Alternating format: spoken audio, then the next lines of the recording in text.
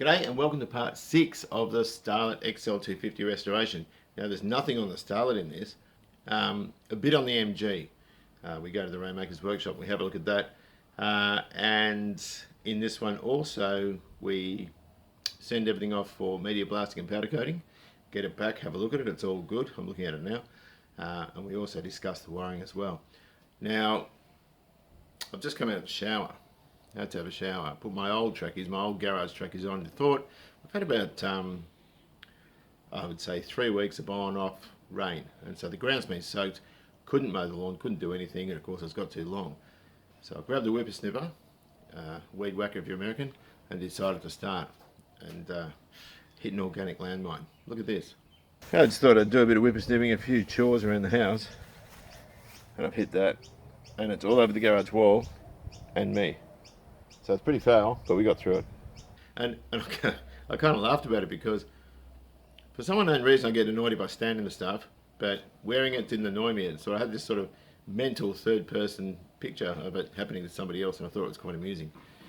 So jumped in the shower, washed my hair, washed my face. Normally I do that before I go to bed, but I've done it mid-afternoon. And look, it's not the end of the world. It's not as bad as copying a dirty Sanchez, I suppose. Anyway, look, enjoy this.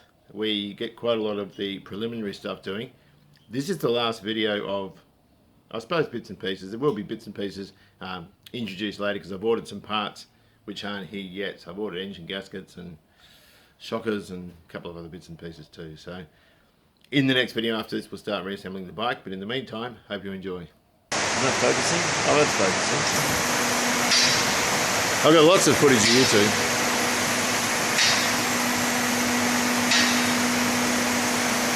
Body on this thing, so it's all going to come apart. So I didn't know, I was going to leave the gearbox in. Just leave it in if you want. I mean, look at this. I don't know anything about this. I packed it up with watches. Well, I was just going to put them all back in. Yeah, might as it's all well. the wrong length bolts. Particularly that starter. Oh no, you get it from this side. It doesn't look too bad. But it looks like it's, I think this is all engine oil and that.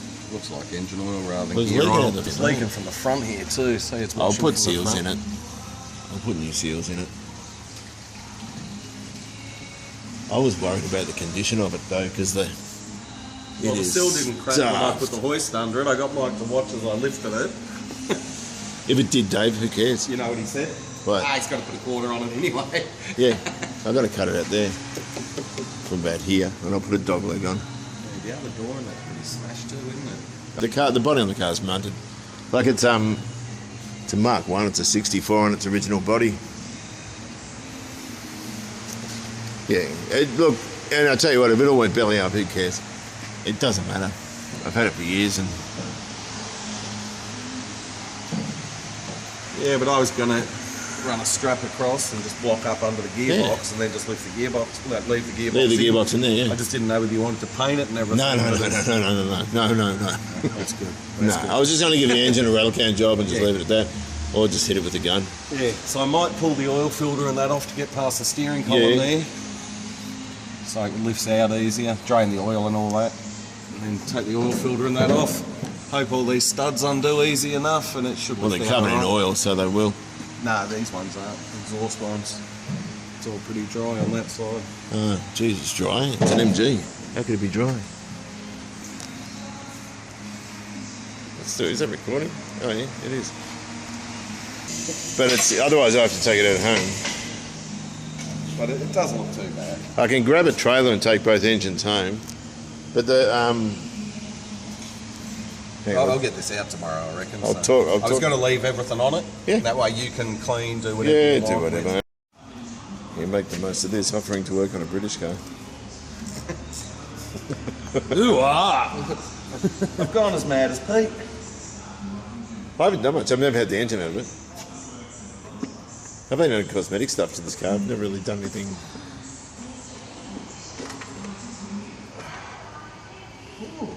Wow. Wow. Ooh. Some guy commented that they should be in the comedy festival, you guys. Oh, that thing, yeah, I forgot about that.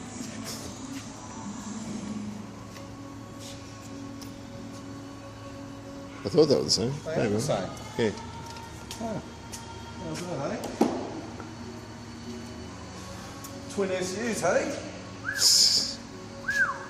Been a while since I've seen twin SUs.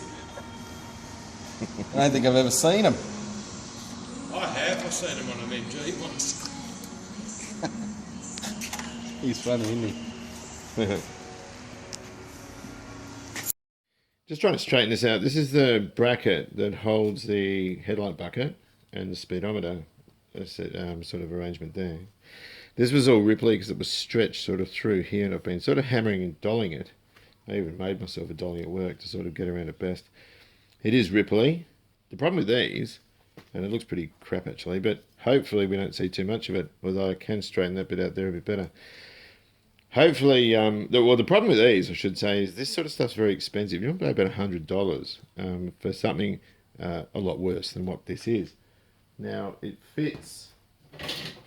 It was stretched to the hilt before, but it's fitting this quite well. The headlight bucket's mad on this car, on this bike. It's really, really good.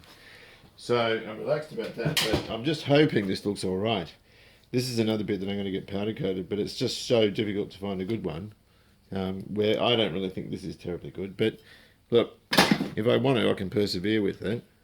This is the sump guard, and this is actually the best of the two. The other one's pretty well mangled, and it's got a nice turn corner there, and it's pretty good otherwise. It's not that bad at all, save for a little bit of a bend here, which I can sort of stand on that and get that better. It's out there though, and I've been trying to just sort of get it back.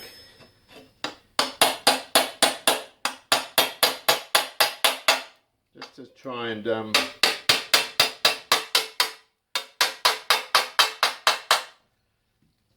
and get that right, which it's not quite yet. It's been I don't know that it's as deep on that side anyway, that curve, but just trying to get it to look uniform. Is prepared. It's presenting itself as something of a challenge.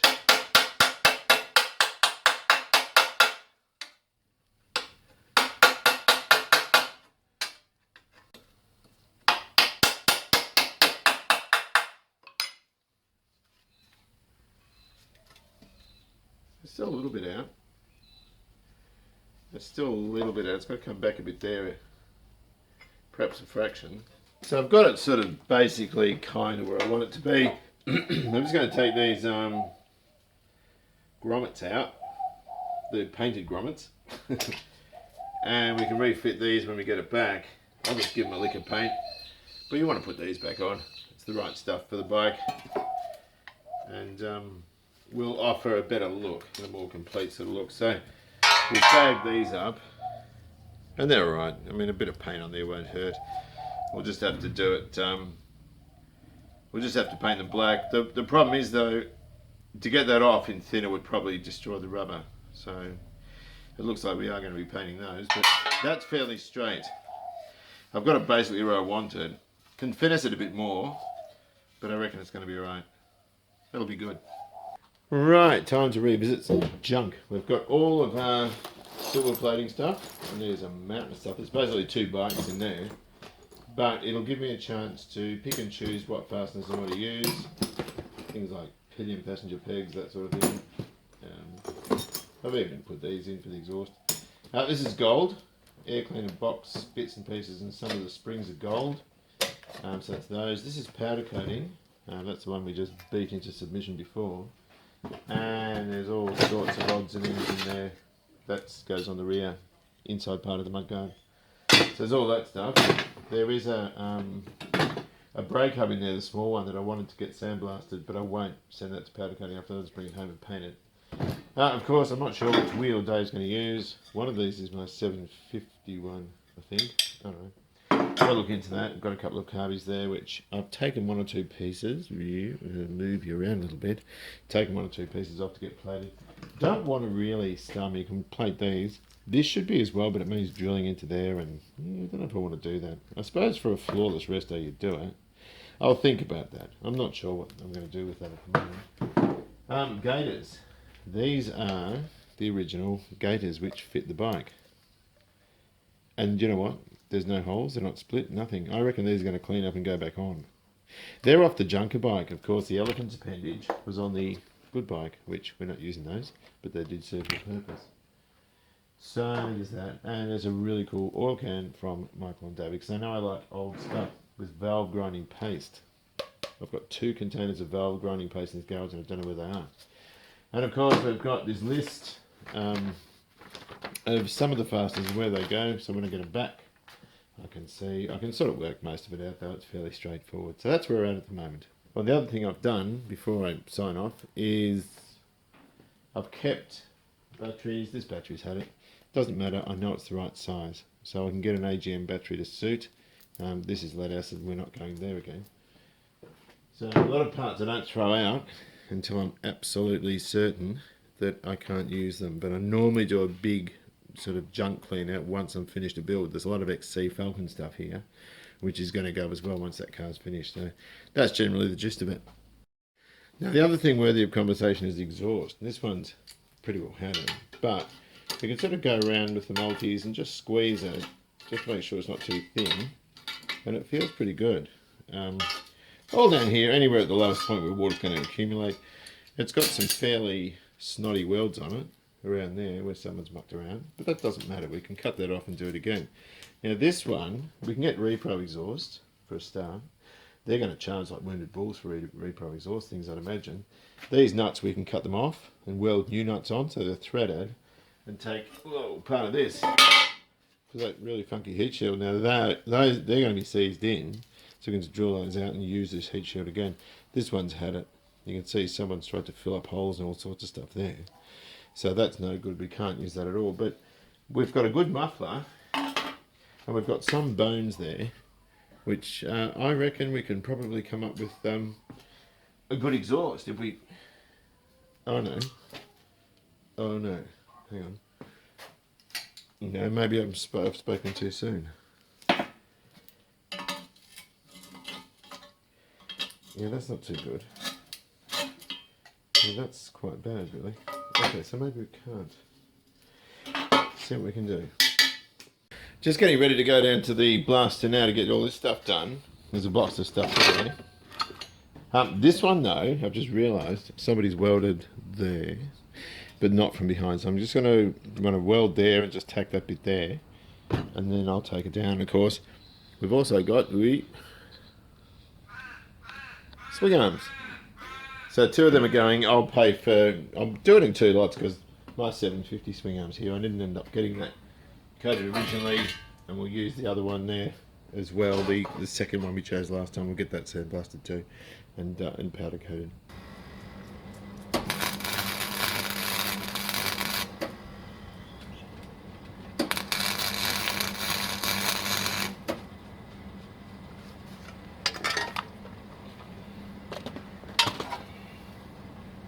Beautiful. Nice quick job. Smells like burning mud.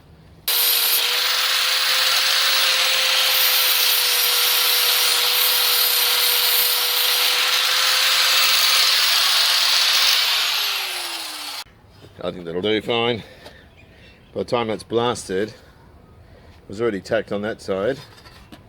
Just a couple of welds there. It's not the tightest gig in the world, but by the time it's powder coated and everything, that'll be fine. Nice and strong. So now I can go and take this stuff.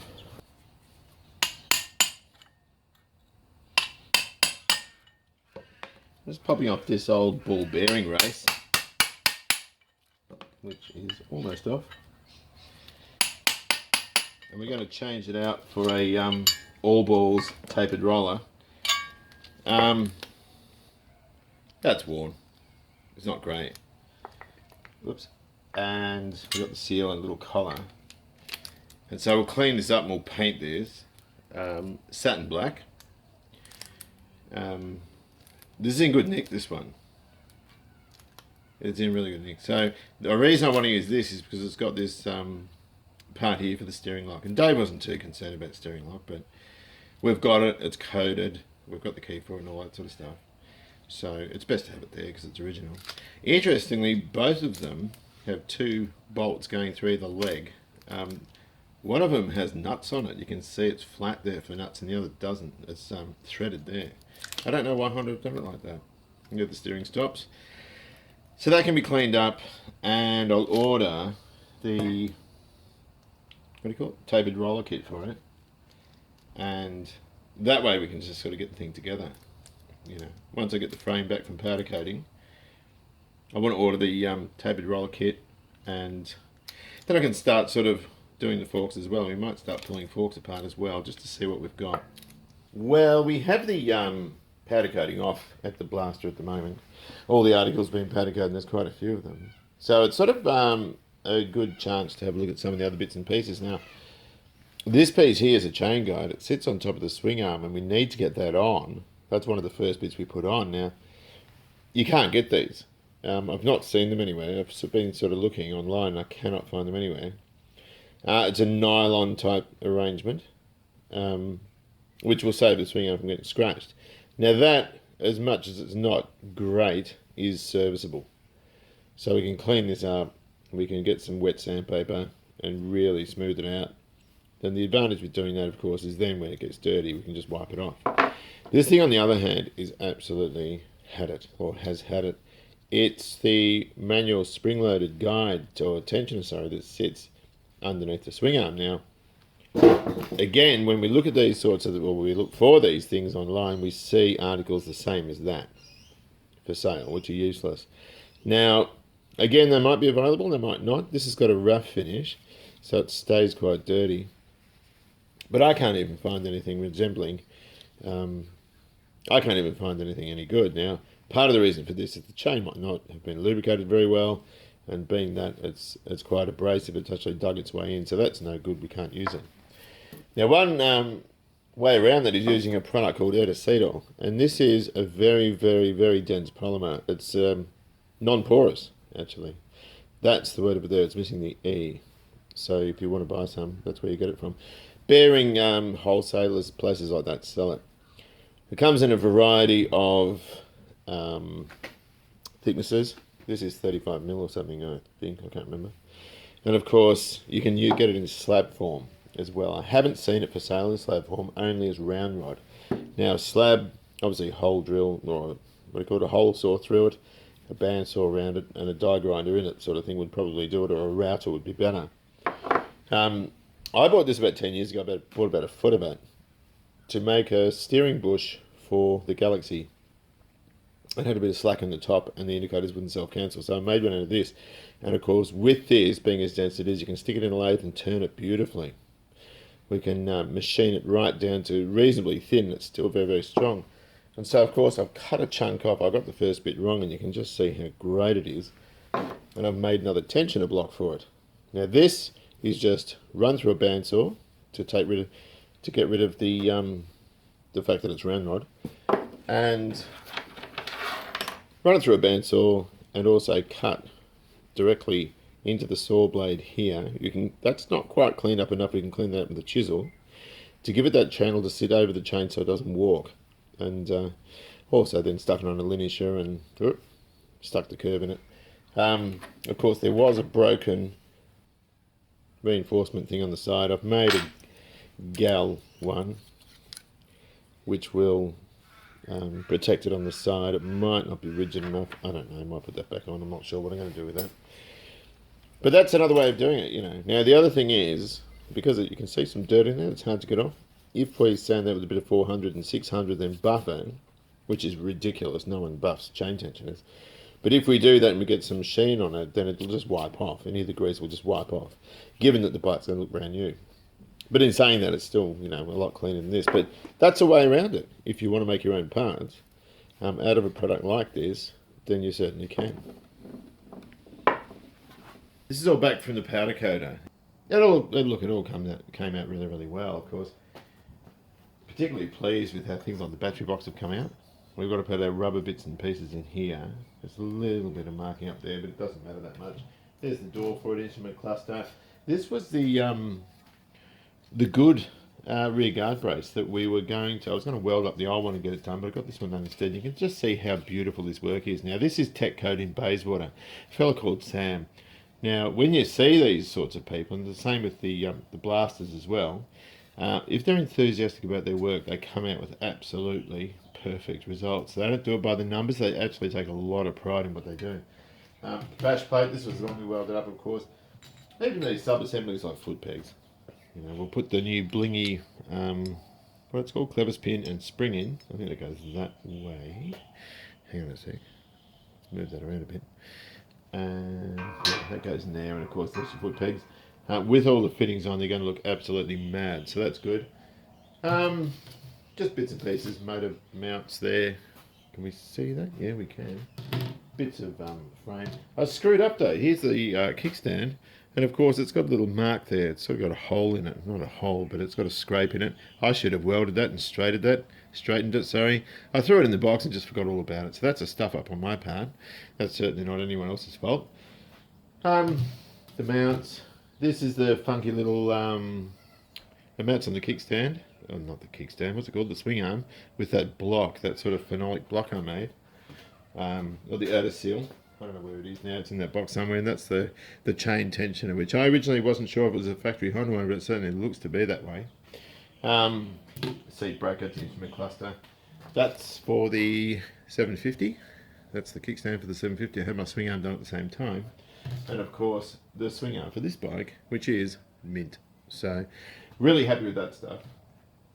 Can't reassemble anything yet, because all the fasteners are off getting plated. So, probably going to be about a week or so before we see those. And once they're back, I've got the headstock bearings on order. And I've got the engine gaskets on order and rear shock absorbers.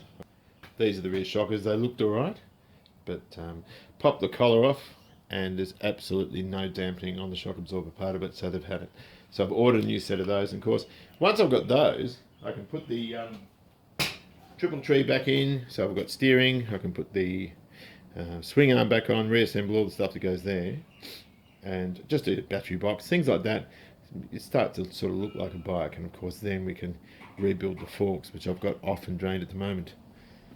So very happy with that stuff. We can paint things like this, but the labour it takes to paint or just strip everything off, and these had rust on them, because when we picked them up from Shane at Soda Blast in Ringwood, he had them absolutely fresh metal, and the other thing is the powder coating is primed as well. So really, really tough coating, and it looks absolutely stunning. So I'm really happy with all that. David came and saw it. Forgot to turn the camera on when he rocked up here, but he was well pleased as well. He was chuffed with it and quite excited about how the bike's going to look. Now wiring, we've got to start looking at wiring too, and of course this went underneath the triple tree, and there was a whole lot of green electrical tape there, and of course there's soldered and broken conductors, that sort of stuff. So we can cut all that out and put fresh metal or fresh wire in there, I should say, and then heat shrink it. Of course we'll use the fabric tape, but not just that. Underneath that triple tree area we can strap or splint, if you like, a bit of flat plastic, so it's more like a ribbon cable in that area where it's restrictive. These are great. This is off the rubbish bike, and a lot of that donor bike is provided heaps and heaps of parts, even the frame. I'm using the frame from the donor and the swing arm from the original bike. They're all dimensionally the same. So, but this wiring loom hasn't been mucked around with. It's sort of very dirty but in good condition. All the original connectors and so forth are there. So what we can do with this, even where the tail light is, that's the brake light switch down there. What we can do, we'll clean all this up, we'll take all the insulation off it, and we can bench test it, just to make sure everything's doing what it's supposed to do.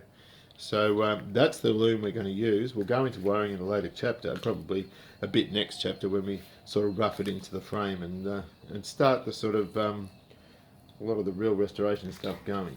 So it looks pretty good. The other one was sort of cut, and the other thing I didn't like about the original one, somebody's put an inline fuse in. That's a good thing, but of course it's got all these stupid terminals on it, these crimp ones. I don't like that. I want the original Honda ones, and of course that's all been cut at the back. Some of the ancillaries that came off will be good, will be very good. So yeah, look, we can make it all work. So until we get the fasteners back, we can't sort of do any reassembly on this, but there is this little guy here. This is the battery box. Of course that sits over the front there, and it's sort of bolted from behind in that sort of location, and it's got a little door on it, which I took the Honda originally had a split pin holding it on, or at least acting as a hinge on it. So we can do things like that. Just pop that in and hopefully it goes where it's supposed to go, down there, and that acts as a hinge for the battery. And so there we go. That's just sort of bent over the way that Honda did it. And of course we open them up, a little bit of cabinetry to put our battery, and of course we have a little nut holding that. So that's one thing I've done. I can't do anything more than that. That's about it. So I reckon that's about it. I don't think I can talk about anything else really. Oh, there is one more thing. Hang on a second. Right, so I want to talk about hubs. I took this to work to machine that damaged edge off. I've taken 3.5 mils off. Well, I didn't do it, Dave did.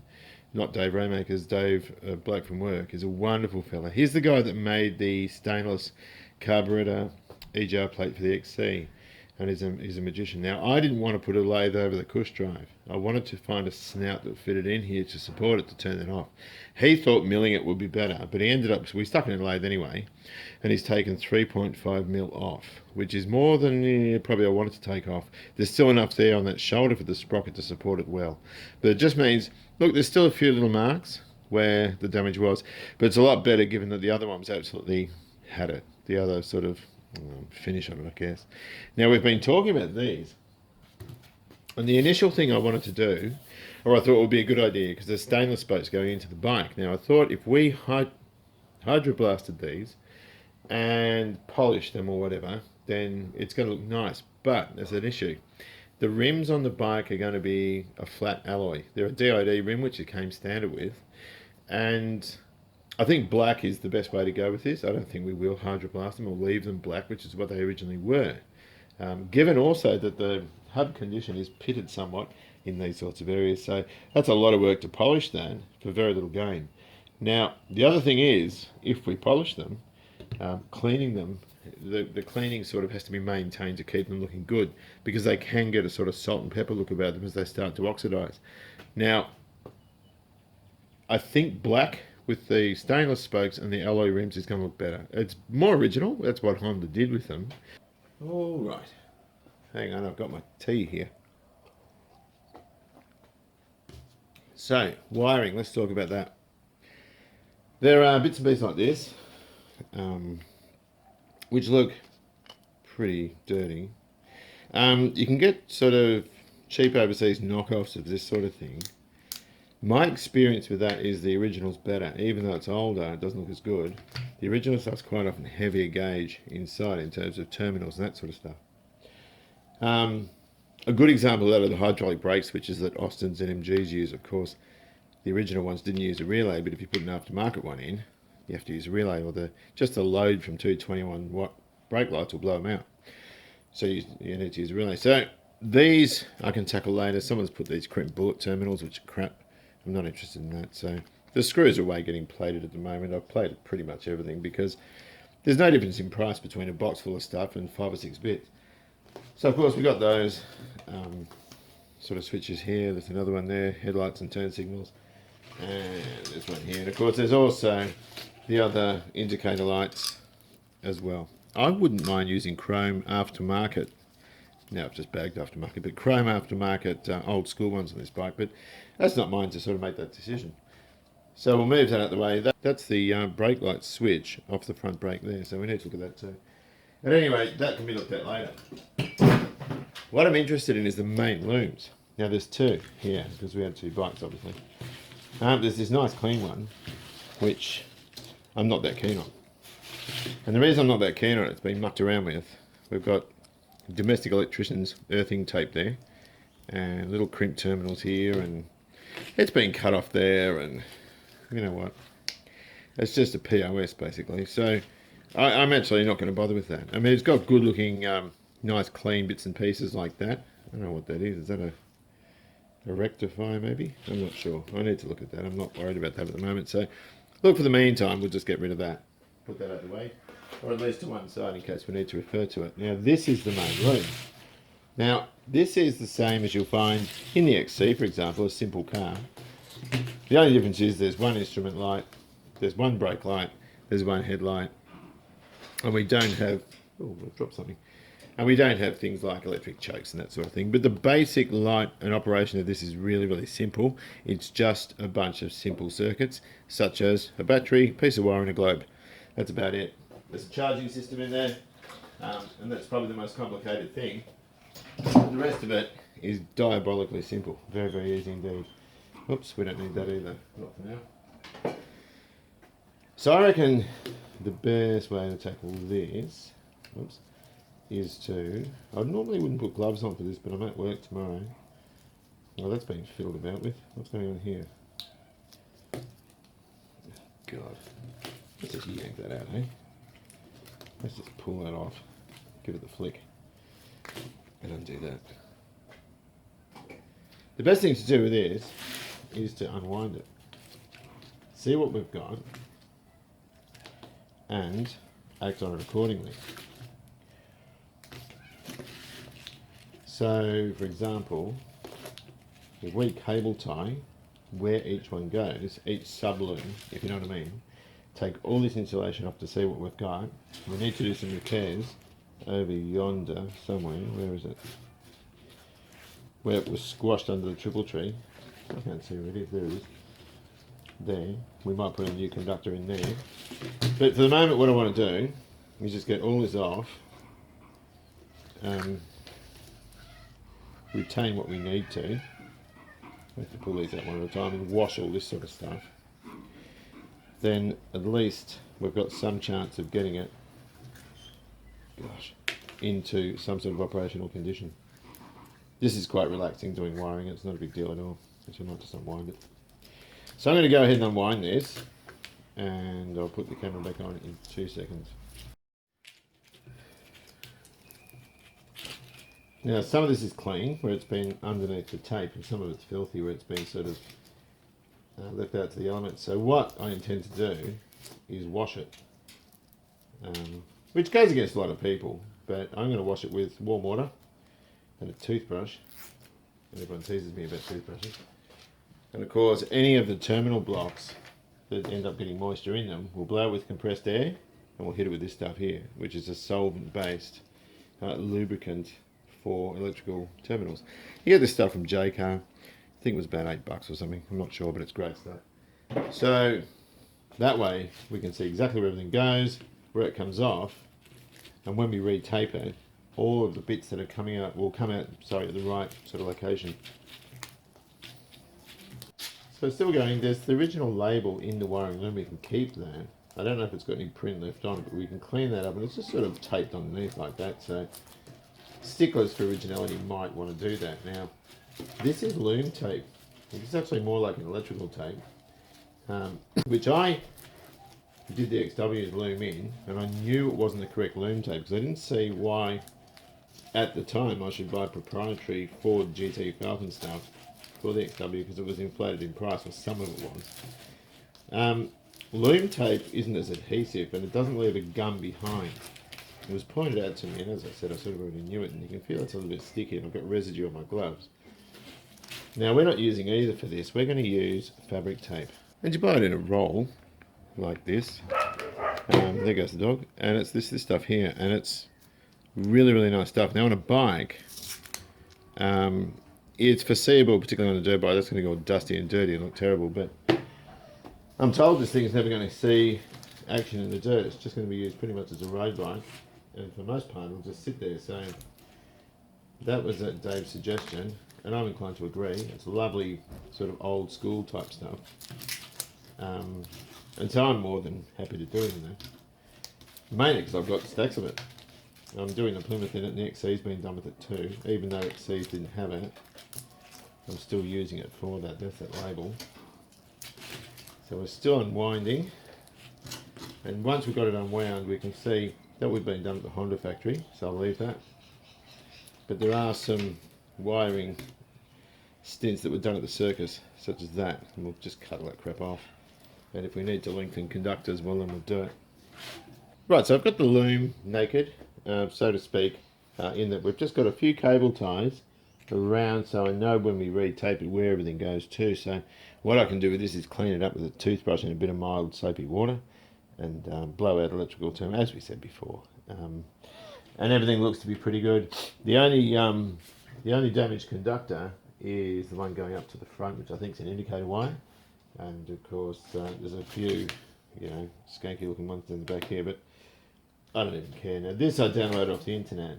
It looks wrong. I think it's a different model because I know the horn wiring is a different colour, light green and black as opposed to light green and dark green. But it doesn't matter. It's pretty easy to work out with a test light and a multimeter. And this will show the layouts of everything, if you know what I mean. So hopefully, even though this comes up as a Mark III, I don't know what a Mark III is. It's probably an English one. We can still sort of work it out. But I'll go into that next time. I'm not going to do it now. I'm going to run out of time, and this video is going to be too long. Lately, my videos have been very, very long, which is great for some people, but really boring for others. So we'll do all this wiring, or at least we'll start looking at it and working out exactly what we're going to do with it in the next chapter when we start getting other bits and pieces. So that's it for this chapter. I hope you enjoyed it. In the next one, I think I said in the intro, I'm not sure, I can't remember. In the next one, of course, we'll start reassembling. We'll have all that plating back. And of course, we can start putting bits and pieces back on the frame. And it should start resembling a bike sooner than later. So we're going to go quite quick on this. A lot quicker than the other restos I do. For the reason that I'm still saving up for bits and pieces for the Falcon and the Honda motorcycle, the 750. This is basically really, really cheap to do this bike in terms of getting work done. It'll be very brisk, and also, the parts that are required are sort of $10 here, $20 there. So very, very quick and easy resto, and also it's for a mate. So hope you enjoyed this. The next one should be out in the next week, hopefully. Depends on workload and that sort of thing as well. So anyway, drive safely, enjoy your classic, and I'll see you later.